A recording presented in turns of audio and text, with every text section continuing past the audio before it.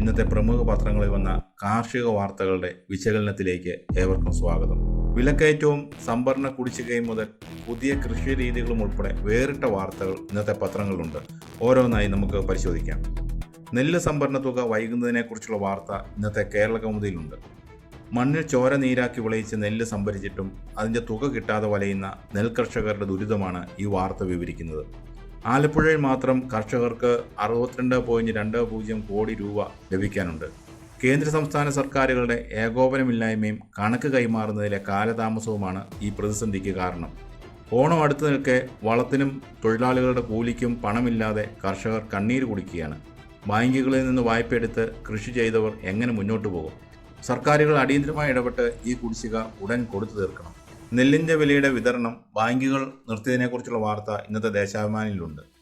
സപ്ലൈകോ സംഭരിച്ച നെല്ലിൻ്റെ പണം സർക്കാർ ബാങ്കുകൾക്ക് നൽകാത്തതിനാൽ SBI, കാനറ ബാങ്കുകൾ നെല്ലിൻ്റെ വിലയുടെ വിതരണം നിർത്തിവച്ചിരിക്കുന്നു. കോട്ടയം ജില്ലയിൽ മാത്രം 380 കർഷകർക്കായി 3.73 കോടിയാണ് കുടിശ്ശിക. അടുത്ത വിരിപ്പ് കൃഷിയുടെ ഒരുക്കങ്ങൾ തുടങ്ങിക്കഴിഞ്ഞു. എന്നാൽ കയ്യിൽ പൈസയില്ല. വാഗ്ദാനങ്ങൾ പറഞ്ഞ് കർഷകരെ പറ്റിക്കാതെ കൃത്യസമയത്ത് പണം എത്തിച്ചില്ലെങ്കിൽ കേരളത്തിലെ നെൽകൃഷി പൂർണ്ണമായും നിലച്ചുപോകും. തോട്ടം മേഖലയിലെ ബഹുവിള കൃഷിക്കുള്ള പദ്ധതിക്കുള്ള പ്രഖ്യാപനം വന്നിട്ടും നടപ്പാക്കാനാവാത്തതിനെക്കുറിച്ചുള്ള വാർത്ത ഇന്നത്തെ കേരള കൗമുദിയിലുണ്ട്. തോട്ടം മേഖലയിൽ ഒന്നിലധികം വിളകൾ കൃഷി ചെയ്യാനുള്ള ബഹുവിള പദ്ധതിയെക്കുറിച്ചുള്ള പ്രഖ്യാപനങ്ങൾ വന്നിട്ട് 1.5 പതിറ്റാണ്ടായി. എന്നാൽ നിയമ ഭേദഗതികൾ കടലാസിൽ മാത്രമായി ഒതുങ്ങുന്നു. ഒരു വിളയിൽ മാത്രം ശ്രദ്ധ കേന്ദ്രീകരിച്ച് നഷ്ടം സഹിക്കുന്നതിലും എത്രയോ നല്ലതാണ് തോട്ടങ്ങളിൽ പഴവർഗ്ഗങ്ങളും മറ്റ് അനുബന്ധ വിളകളും വളർത്തുന്നത്. ഇതിലൂടെ കർഷകർക്കും തോട്ടം തൊഴിലാളികൾക്കും അധിക വരുമാനം ലഭിക്കും. സർക്കാർ ഉടൻ തന്നെ തടസ്സങ്ങൾ നീക്കി ഈ ഭേദഗതി പ്രായോഗികമാക്കണം. വിറകുവില ഉയർന്നതിനെക്കുറിച്ചുള്ള വാർത്ത ഇന്നത്തെ കേരള കൗമുദിയിലുണ്ട്. ഇതോടൊപ്പം പാഴ്ചടിക്കും ഡിമാൻഡ് കൂടുന്നതിനെക്കുറിച്ചും വാർത്തയിൽ പറയുന്നുണ്ട്. പാചകവാതക വില കൂടിയതോടെ ഹോട്ടലുകളും മറ്റും വീണ്ടും വിറകിലേക്ക് മാറുകയാണ്. 1 കിലോ കീറിയ വിറകിന് ഇപ്പോൾ 10 മുതൽ 12 വരെയാണ് കിലോയ്ക്ക് വില. ഇതോടെ മുമ്പ് വിലയില്ലാത്ത പാഴ്ത്തടികൾക്ക് വൻ ഡിമാൻഡായിട്ടുണ്ട്. 1 ടൺ പാഴ്ത്തടിക്ക് 9,000 രൂപ വരെ ലഭിക്കുന്നുണ്ട്. റബ്ബർ, പ്ലാവ്, മാവ്, റംബൂട്ടാൻ തുടങ്ങിയ മരങ്ങളുടെ തടികൾക്ക് നല്ല വിലയുണ്ട്. തോട്ടങ്ങളിലോ പറമ്പിലോ വെറുതെ നിൽക്കുന്ന തടികൾ വിറ്റ് കർഷകർക്ക് ഇനിയൊരു അധിക വരുമാനം കണ്ടെത്താം.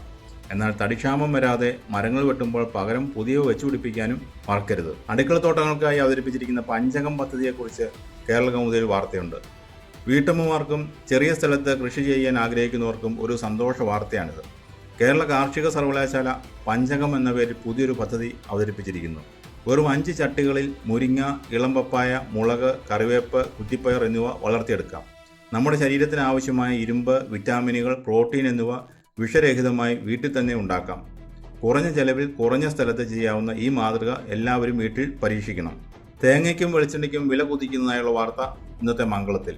ഓണം അടുത്തെത്തിയതോടെ വിപണിയിൽ തേങ്ങയുടെയും വെളിച്ചെണ്ണയുടെയും വില ഉയരുകയാണ്. കഴിഞ്ഞ ആഴ്ചകളിൽ 47 രൂപയായിരുന്ന തേങ്ങ വില ഇപ്പോൾ 75 രൂപയിലേക്ക് കുതിക്കുകയാണ്. വെളിച്ചെണ്ണ വില കിലോയ്ക്ക് 300 അടുക്കുന്നു. തമിഴ്നാട്ടിൽ നിന്ന് തേങ്ങ വരവ് കുറഞ്ഞതും നാടൻ തേങ്ങയുടെ ക്ഷാമവുമാണ് വില വർധനവിന് കാരണം. വില ഉയരുന്നത് കർഷകർക്ക് ലാഭകരമാണെങ്കിലും ഇത് വിപണിയിൽ നിലനിർത്താനും ഇടനിലക്കാർ തട്ടിയെടുക്കാതെ കർഷകരിലേക്ക് നേരിട്ടെത്തിക്കാനും സഹകരണ സംഘങ്ങൾ വഴി കർഷകർ ശ്രദ്ധിക്കേണ്ടതുണ്ട്. നാടൻ വിത്തുകളുടെ സംരക്ഷണത്തിനുതകുന്ന മാതൃകാപരമായ വിത്തുകൂട്ട കൈമാറ്റത്തെക്കുറിച്ചുള്ള വാർത്ത ഇന്നത്തെ മംഗളത്തിലുണ്ട്. നാടൻ വിത്തുകൾ സംരക്ഷിക്കാൻ കർഷകർ മുന്നിട്ടിറങ്ങുന്ന മനോഹരമായ ഒരു വാർത്തയോടെ ഇന്നത്തെ അവലോകനം അവസാനിപ്പിക്കാം. കുറവിലങ്ങാട് സഫാരി ഫാർമേഴ്സ് ക്ലബ്ബിലെ അംഗങ്ങൾ പൂഞ്ഞാർ പാതാമ്പുഴയിലെത്തി ഔഷധ, പച്ചക്കറി, ഫലവർഗ്ഗങ്ങളുടെ 60ഓളം നാടൻ വിത്തുകളും തൈകളും കൈമാറി. പരമ്പരാഗത വിത്തുകൾ സംരക്ഷിക്കുകയും പരസ്പരം പങ്കുവെക്കുകയും ചെയ്യുന്നത് കാർഷിക സംസ്കാരത്തെ നിലനിർത്തും. ഇത്തരം കൂട്ടായ്മകൾ എല്ലാ പ്രദേശങ്ങളിലും ഉണ്ടാകട്ടെ. കൃഷിയിൽ പ്രതിസന്ധികളും കടമ്പകളും ഒരു വശത്തുണ്ടെങ്കിലും പുതിയ അറിവുകളും കൂട്ടായ്മകളും ഉപയോഗിച്ച് നമുക്ക് മുന്നോട്ട് പോകാം. ഇന്നത്തെ കാർഷിക വാർത്താ വിശകലനം ഇവിടെ പൂർണ്ണമാകുന്നു. മാധ്യമങ്ങളിൽ വരുന്ന കൃഷിയെയും കർഷകരെയും കുറിച്ചുള്ള കൂടുതൽ വാർത്തകളുടെ വിശകലനവുമായി വീണ്ടും കാണാം.